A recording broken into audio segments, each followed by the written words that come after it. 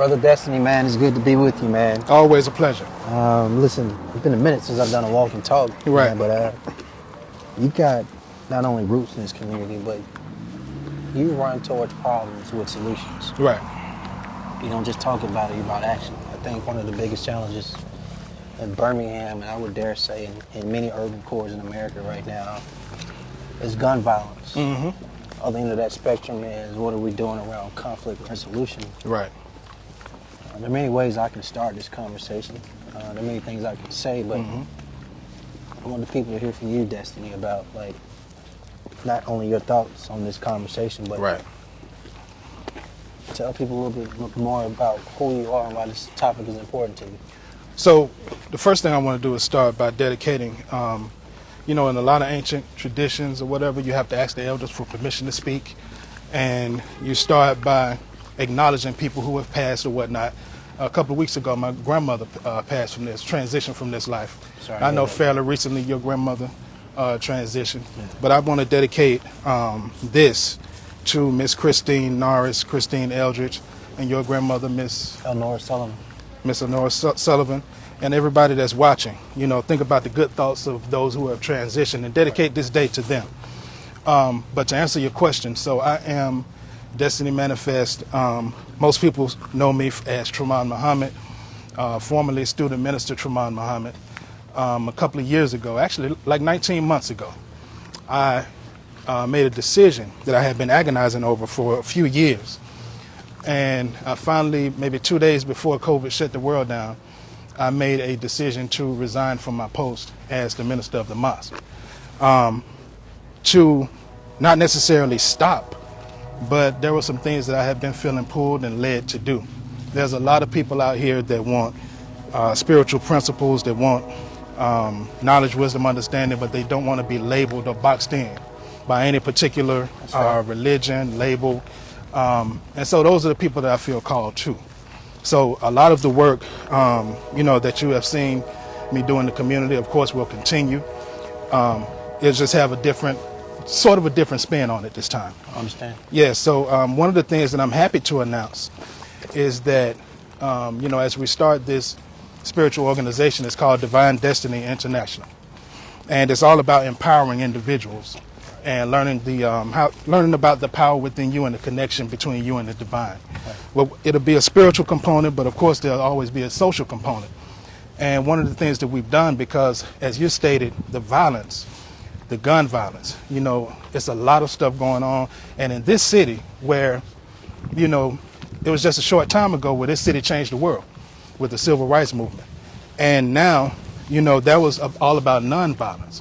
But now 50 years later, it seems to be all about violence. Right. So taking that point you had set this up, the conversation tends to stop at only the homicides by gun violence. Right. We don't necessarily also talk about the number of people that have shot and survived, which is way higher than the number of people that were killed. In addition to that, we rarely talk about the number of homes that were shot into, or the number of vehicles shot into where no one was killed. And so we're at an all-time high in gun violence right now. Right. And then you had in 2020 multiple children shot. Right. And just this week, we've had an 18-year-old and a 16-year-old shot and killed. Both of them killed. Two separate incidents. And that's compounded, right? Right. By this no snitch culture. That's compounded by when the officer actually shows up, or the detective shows up to the home that was shot into, where no one was shot or killed. They know who shot into their home, but they won't tell us who did it. And this all-time high of street justice and retaliation. What do we do about that as a community? Well, I think we have to go to the root of the problem. And I'll start personal and then go systemic. Personally, there's just a lot of interpersonal problems that kick off before police can even get there. Most of these things happen between people that know each other. And like you said, a lot of it is retaliation. And then systemically, we just have to create more opportunities and teach people how to create opportunities for themselves. Right. So it's more so about creativity. And like I always say, the thing that will solve all of this is love. you know, and if we can promote more love, more acts of kindness in the community, and I know that sounds cliche, but it's actually real, because at the root of everything is a spiritual problem. And the way that we can solve it is through spirituality. You know, not necessarily a religion or a dogma, but through spirituality, learning who you are. Because if I know who I am, then that means I know who you are. And if I don't want to have something done to me, I'm not going to do it to you. So the people out here just do not know who they are. So you have a bunch of underdeveloped individuals, which leads to an underdeveloped community. And so what we need to do is just have more engagement in the community. And when I say more engagement, you know, we're in the middle of a pandemic now. But in our community, we've had a mandemic. You know, we've had a lack of available males. And that's not to discount the males that are doing the right thing. That's not to discount the brothers who are great fathers, because there are many brothers who are amazing fathers, and sometimes we don't give them enough credit. Right. But we do have a shortage of available men. And I think one of the things that we need to do, those of us that have taken on the responsibility of our own children, our own families, need to take on more. To whom much is given, much is required. And so, as I said a few years ago, sometimes you just need to walk, and do you know how little people are deprived of touch, human touch. And sometimes I go and a dap, yeah, people just a dap, a hug. Sometimes I go and people that you would swear were stone cold killers, and under the right circumstances they would be, but they don't feel that way about me, because I don't go into the community with fear, because perfect love casts out fear. So I don't go with fear. I don't go prejudging them, because again, I know who I am, so that means I know who they are. And so I treat them like that. That goes, I don't care what they look like, I don't care what condition they're in. That goes for the grown all the way down to the babies. I know who you are. And so when I treat you like that, then they respond in a different way. But when we go in with fear, when we go in with judgment and a predetermined idea, then they're not going to listen. There's a considerable amount of people who have an expectation that more police presence can deter some of this gun violence. What's your thoughts on that? Well, like I said, most of it is interpersonal problems. A lot of things start in the household. There's nothing that a police officer can do about that. You know, of course, you want to have presence. But in my opinion, we want to have more. I would call it civilian presence. If you remember, the first event that you came to after you initially got elected was at the mosque. I remember. And we talked about a community force, a community, not policing force, but a community patrol. Right. That would be not a competition, not against, but a companion piece to the police, because the community, you're already in the community, right? And so what we need to do is have people that are trained, that know how to go into the community, know how to de-escalate issues before they start. Right. You know, security is not about stopping something after it starts. Security is all about de-escalating when you see it popping off. Right. So we've recently, and thanks to the city council, set aside $3 million for conflict resolution. Okay. Part of this program will be to how to engage these young men and women who are actually victims of gun violence but survive, and meet them literally in the emergency room. Okay. Stop this whole street justice / retaliation mindset. It's so ingrained, right? Like that it's eye for an eye. You hit one of my boys, I'm gonna hit your whole crew. Is there how do we get past that? I know a lot of this is interpersonal with people we know, a lot of it's in households. Right. But when it spews outside the household, and you got, whether it's Inglenook against Gate City or right. Ansley against Pratt City, because it's not Bloods and Crips no more. Right. But you still got this group mentality of, we beefing with you, it's on. And nobody wants a truce. Nobody wants peace. How do we intervene? Well, let me tell you a story, because you would be surprised who actually wants peace. I remember one time we were doing a community engagement every week, and we would meet with the police in that particular precinct, tell them where we're going, ask them where the hot spots were. This particular day, we were going on the other side of town, but a brother called me and said, look, I know we're going, I think, to West End, but these boys been shooting at each other all day in my neighborhood. Can we switch locations? I said, yeah. So I'm gonna make a long story short. We caravanned over there, and when we got out of the car, I looked around and I saw dudes in the bushes. I saw them in abandoned houses on the second floor. I saw them head out and it looked like Afghanistan. And I saw weapons that I ain't never seen in my life.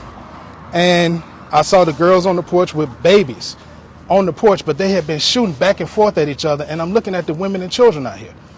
And so I realized, I told the brother, I said, this is not where we need to be, because whoever is after them, these people are scared. We need to find the other side. So he made a few calls and found the other side. When we got on the phone with him, we came up with a meeting spot.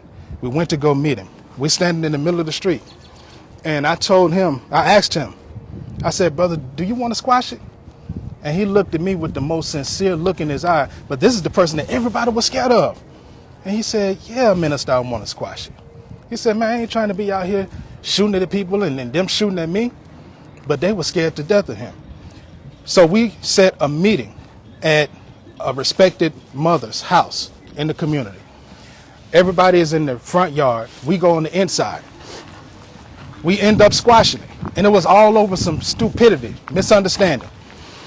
When we come out, before we go out, I tell them, look, you see all them people in the front yard. I'm talking about there's 50 people in the front yard, divided, ready to go at it if this thing don't go right. I said, when we go out there, y'all got to show them that it's squashed. You got to hug each other. They was like, okay, cool. Now, these are the people that you look at as hardened killers. Right. But they came out on the porch just to show you they don't want to be out here like that. They came out on the porch and said, hey, y'all, it's all good, man. We squashed it. When they hugged each other, they erupted in applause in the front yard because they don't want that. Right. But the most important part of the story is I called up, it was some like 3-5-year-olds and whatnot. I brought them up to the porch and I said, look, y'all been shooting at each other all day. They've been witnessing this. But now for the first time in their lives, they'll never forget that it's another way. That if we can squash it, if we can make peace, the most important part of this is these youngsters, now they see that this can happen. So if we can do this on a mass level, right, you know, have more engagement and train people who know how to go out and diffuse. All right, brother. Have more people who are trained to go out and diffuse. And like I said, perfect love casts out fear. If we can do that, then we'll find a lot of things being actually de-escalated. What's as mayor, what's my conversation I should be having with parents about this whole notion of love and what they see, what their children see they mimic, whether it's at school or in the neighborhoods or in the streets? What can I tell a parent and a leader in this community about this whole your child has to deal with their anger a different way? Well, most of the time the child learns that behavior from the parent. So we need to start with education with the parent. You know, we need to start with resolving their conflict. You know, children model themselves. Young boys model themselves after a male figure. Young girls model themselves after a female figure. But if there is no male figure around, then you have a young boy who has masculine aggression, but he has feminine emotion, which is a recipe for disaster. Right. I want to say Happy New Year. Hey, Happy New Year, brother. Hey, good to see you, sir. Good to see you. Looking good. Thank you, man. Reflection of you. Be safe, brother. And so, yeah, if we can start with education with the parents, because the children learn it from them. And I wish people could, you know, it's nothing like being in the hospital, in the emergency room with parents, when the doctor has to come out and tell them that their child didn't make it. Man, that's the worst. From a gunshot. There's nothing like walking up on a crime scene, and I've had to do this many times, walk up on the crime scene and see a body in the street like, whoa. And when the mother is walking up, she'll get, and this happens every time, she'll get about a block and see her child laying on the curb, and she just breaks down. And that cry that comes from the soul of a mother is like nothing that you've ever heard before. And if people could hear that and see that and just think about what you're doing to a mother, you know, it would actually slow some things down. So I wanna be plain. I wanna the elders in our community, or even the kingpin. These cats out here that are so-called the leaders. You don't think they've had enough of this back and forth? Yeah. Is it no interest to squash some of this stuff? No, I think the ones that are called the kingpins, they, drama and beef brings attention.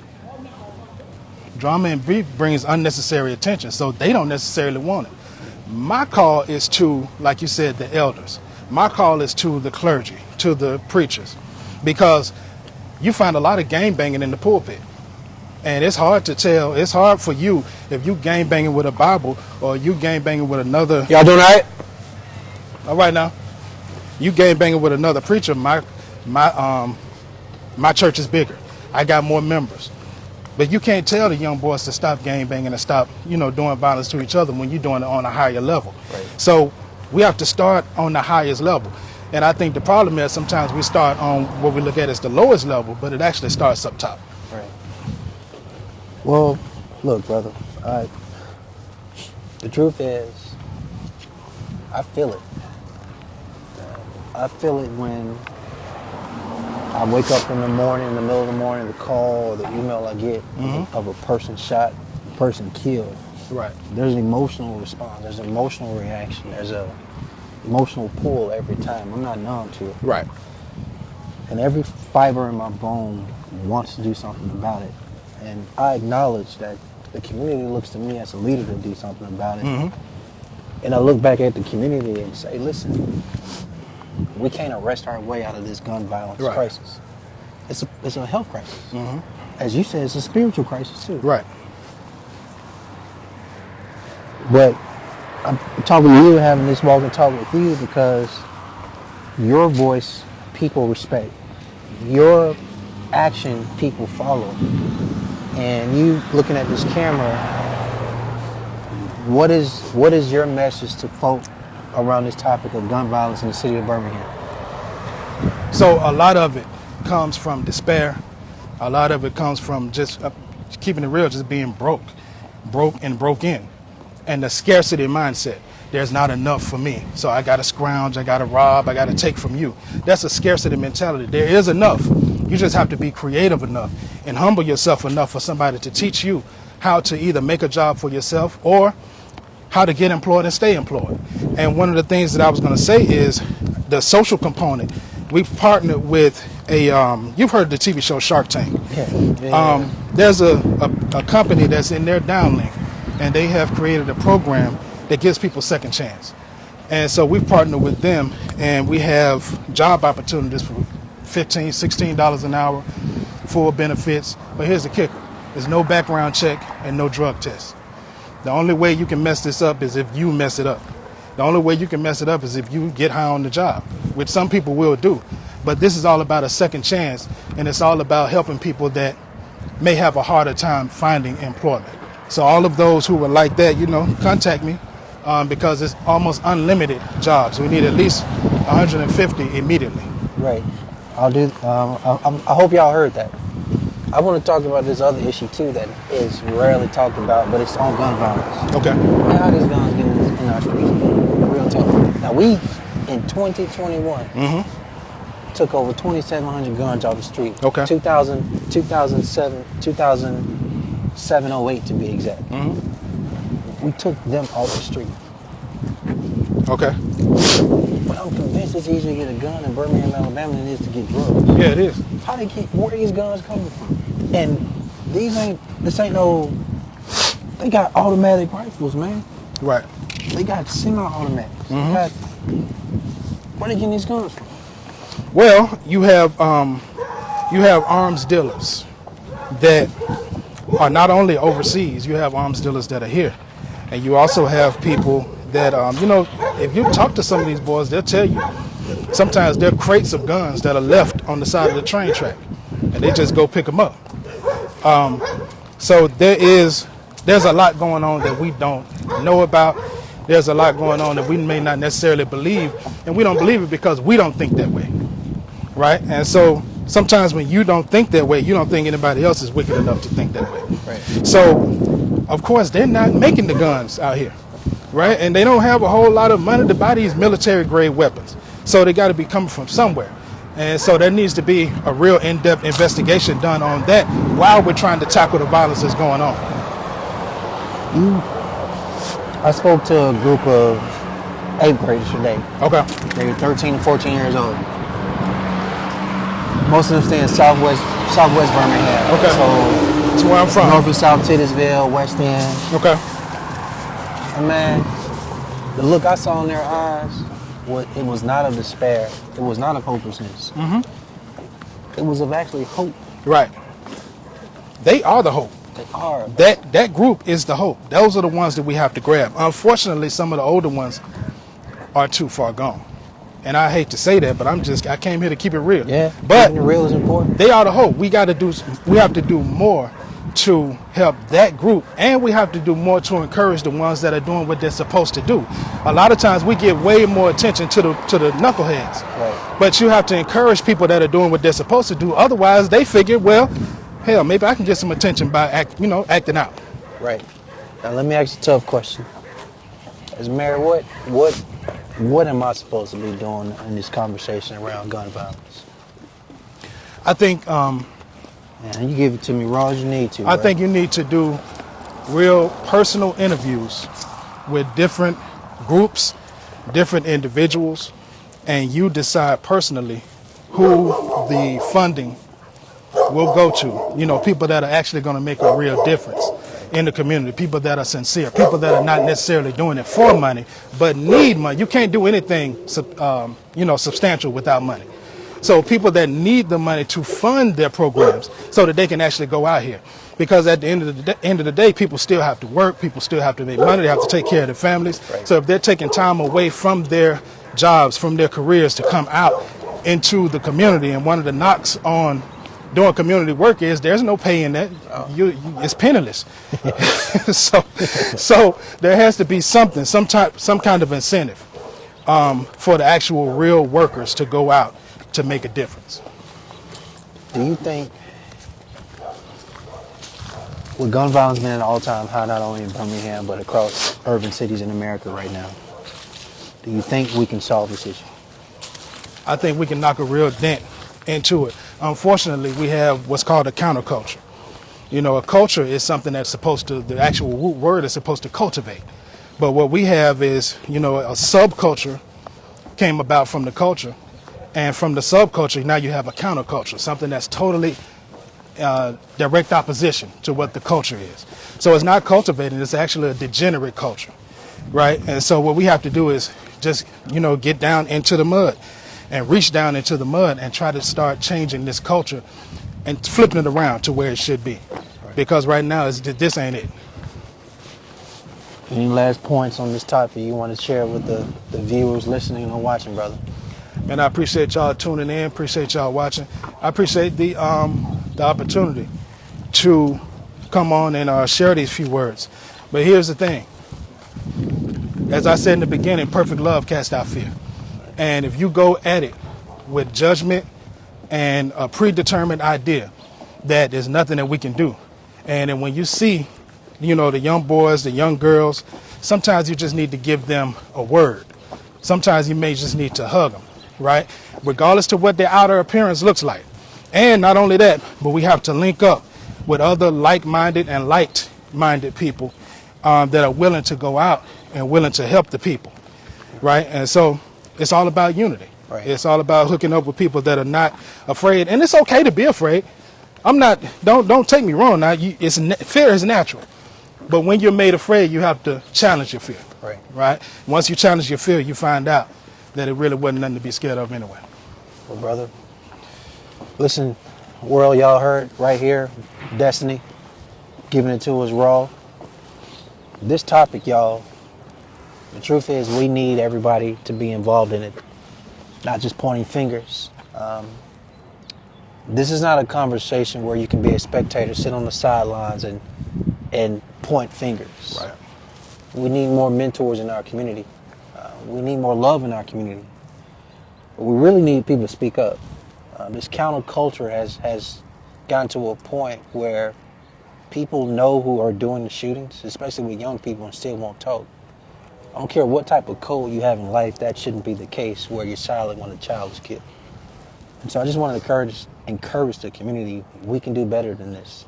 There is enough hope and love in this community to overcome all this fear, to overcome this hate, and to overcome this no snitching culture, because it's not doing any of us any good. And we're losing too many people in our community. So let's keep doing the right thing. Let's be better. Let's do better. There are different ways you can solve your conflict than picking up a gun and actually shooting somebody. So I hope this conversation was informative, and I appreciate y'all tuning in.